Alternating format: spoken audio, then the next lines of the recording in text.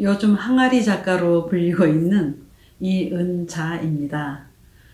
제가 강의하고자 하는 주제가 문학 그리고 미술, 너무 광범위하고 거창하죠. 문학이나 미술에 대한 어떤 구체적인 이론 강의가 아니고요. 노후의 정신적, 육체적 건강을 위해서 자기 관리를 어떻게 하면 좋겠는가, 저의 실제 사례를 진솔하게 말씀드리고자 합니다. 어느 날 갑자기 미술을 하게 돼가지고 요즘 굉장히 저 스스로 흡족한 그런 취미생활을 하고 있는데요. 제가 그동안에 문학이나 미술을 가까이 하게 된 그 배경과 실제로 제가 작업하고 있는 것들을 좀 보여드리겠습니다. 제 스스로 어떤 도움이 되는가 이런 것까지 좀 말씀드리고자 합니다. 동장놀이 TV.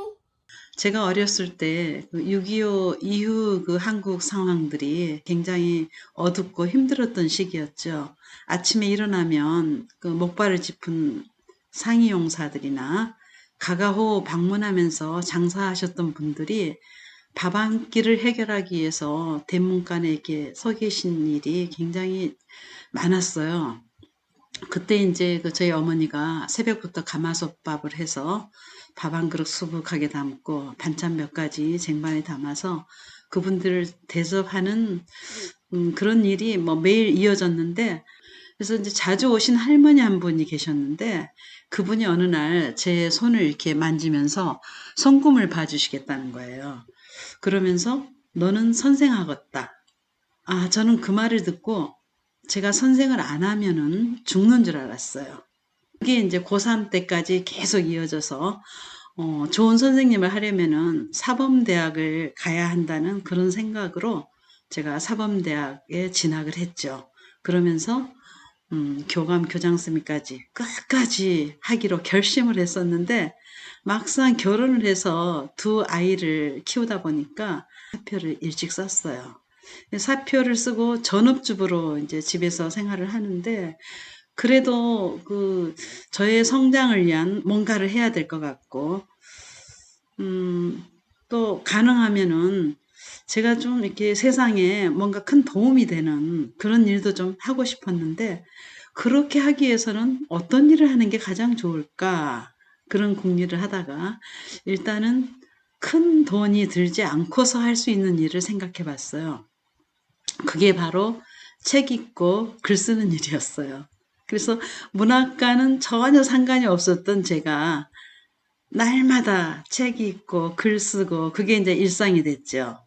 그러다 보니까 어느 날 이제 수필가가 됐고, 또 그리고 이제 바오레의 그림이라는 책도 내게 됐는데, 바오레의 그림은 어느 날 이제 둘째 아이가 엎드려서 그림을 그리는데 신앙적으로 저에게 굉장히 깊이 와 닿은 그런 그림이었어요. 이 그림을 세상 사람들에게 좀 보여주고 싶은 그런 욕심이 생겼어요.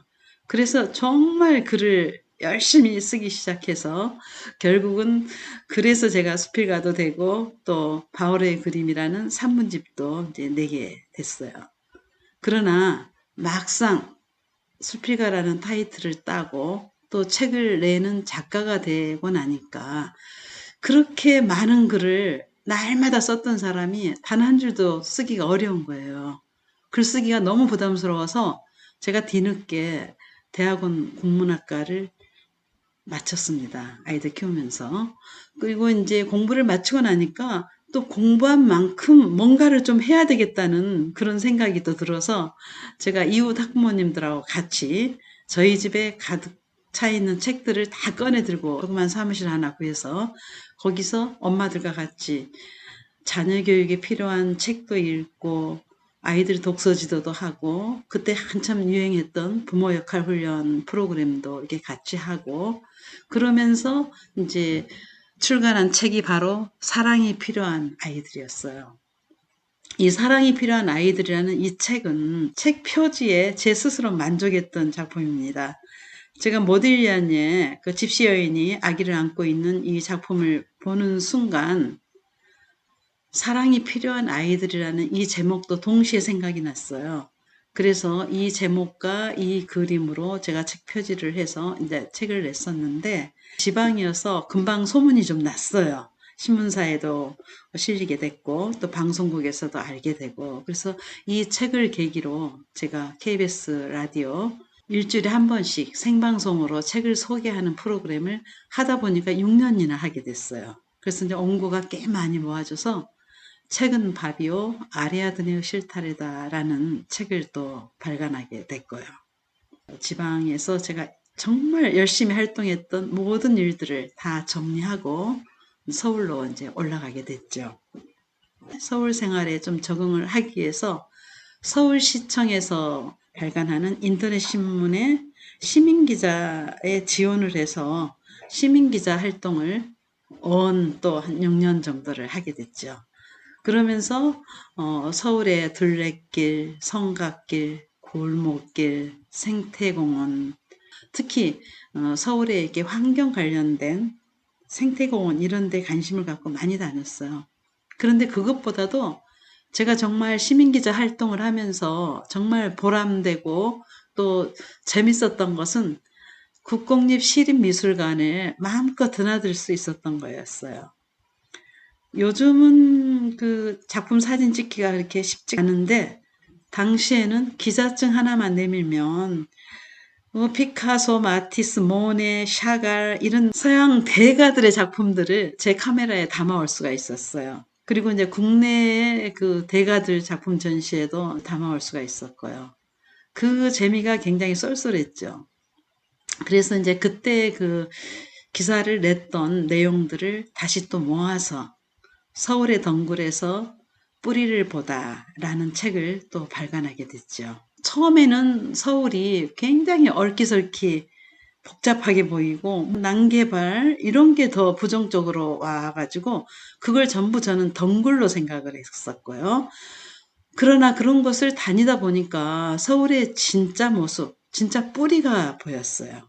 그래서 제가 그것을 그대로 표현하고 싶어서 서울의 덩굴에서 뿌리를 보다 이런 내용으로 책을 냈었고요.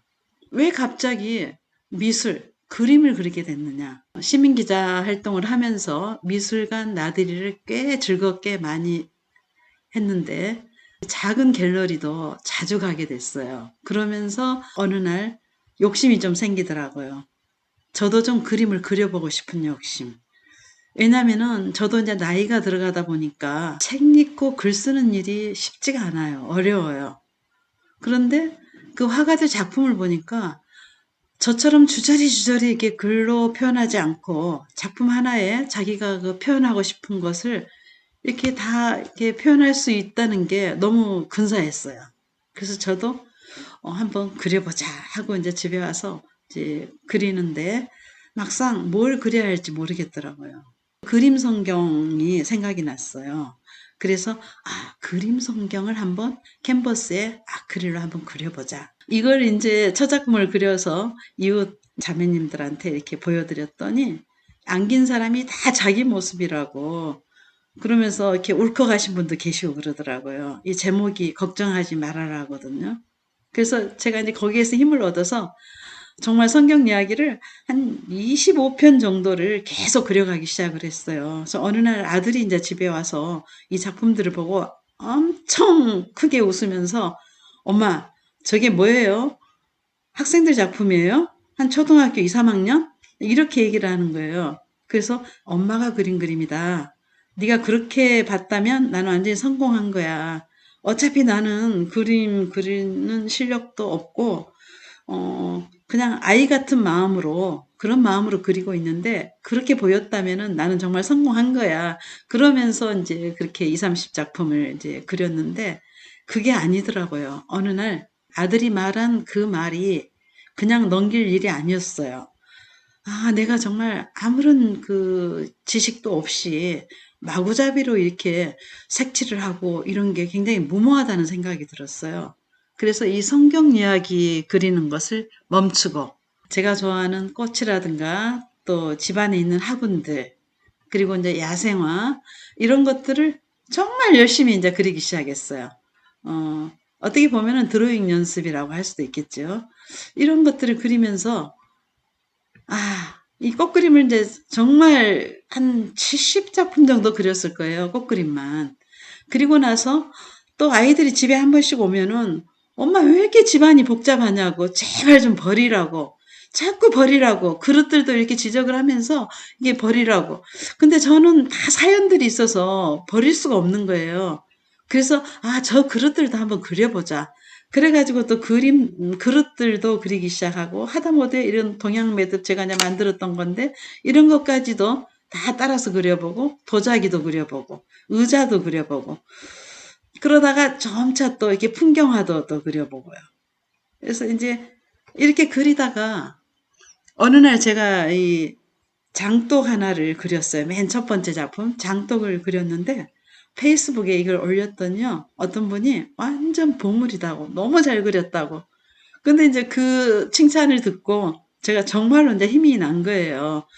특별히 제가 어디 가서 배우거나 그러지도 않았는데 그래서 제가 이제 항아리를 어렸을 때부터 제 추억 속에 있는 그런 항아리들을 계속 그려가기 시작했어요. 그게 뭐 수십 개가 나오는 거예요. 계속. 그러다가 어느 날 작은 항아리, 큰 장독, 이거 하나씩만 그리다가 어느 날 장독대를 그리기 시작했어요. 장독대 하나가 뭐 한 10개에서 15개 정도 이렇게 가득 있는 장독대도 있는데 이걸 이제 계속 그리게 된 겁니다. 이제 장독대를 그리다가 어느 날 저녁에 갑자기 제가 막 많이 울었어요. 어머니가 생각이 나서. 이 장독대가 바로 그 그리운 어머니더라고요. 어머니 자체더라고요.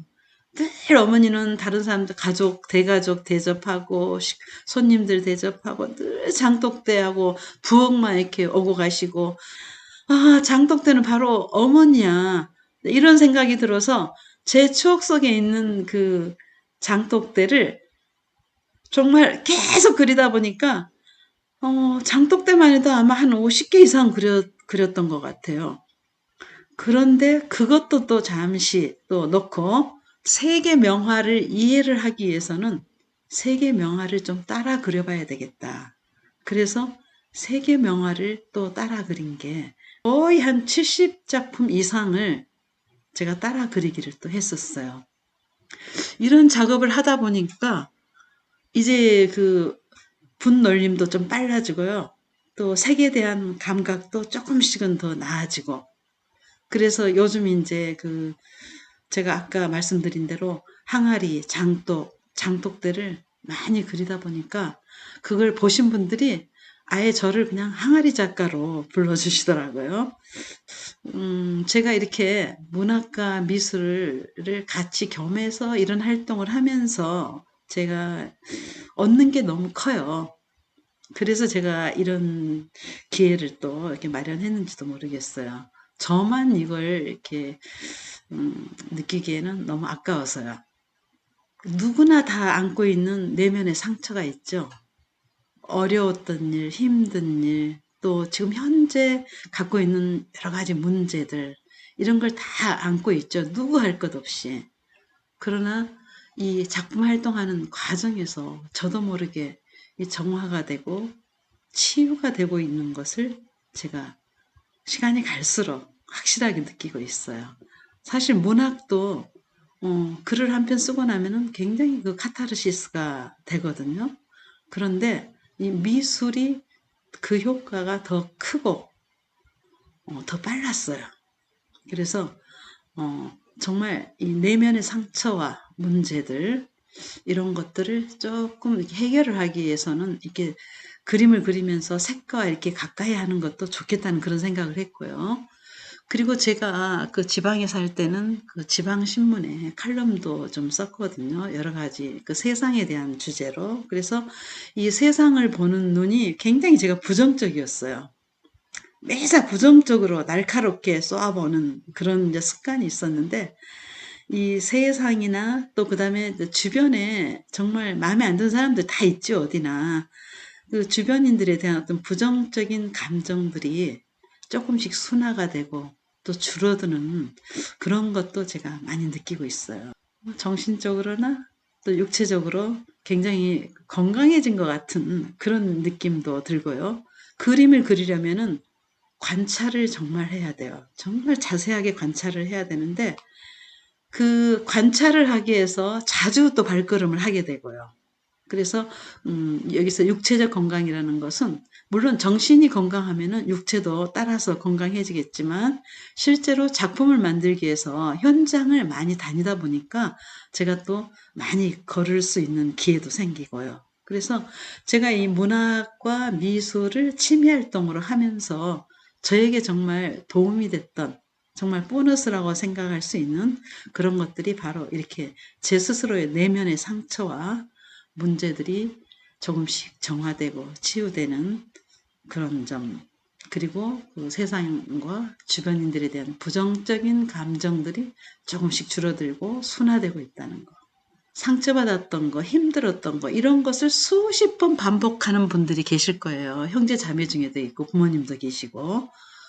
그런데 저는 이제 그 좋은 것들을 작품으로 남기고 싶기 때문에 그런 것들을 다 잊게 돼요. 그런 것들은 잊고 좋은 추억거리만 자꾸 떠올리게 되니까 정신적으로 조금씩 아무래도 건강하다는 생각을 제 스스로 하게 되죠. 아까도 말씀드렸지만 육체적 건강은 자연스럽게 따라오게 되고요.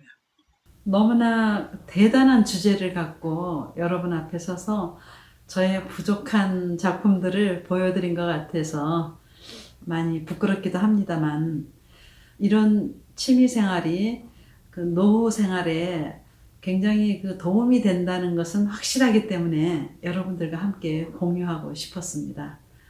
뭐 저처럼 문학이나 미술이 아니더라도 지금 하고 계신 그 취미 생활들을 좀 더 적극적으로 즐겁게 재밌게 하신다면 분명히 생활에 활력이 되실 겁니다. 노후 생활을 너무 이렇게 몸이 안 좋아서 또 이제는 뭐 이렇게 자꾸 그 우울증도 생기고 밥맛도 없고 이런 부정적인 것들만 떠올리지 마시고, 또 과거에 어려웠던 거, 힘들었던 것만 떠올리지 마시고 좀 즐거운, 반짝, 그래도 우리 인생에 반짝거리는 부분들도 꽤 많이 있어요. 그런 것들 떠올리면서 정말 정신적, 육체적으로 건강한 생활을 하셨으면 좋겠습니다. 고맙습니다.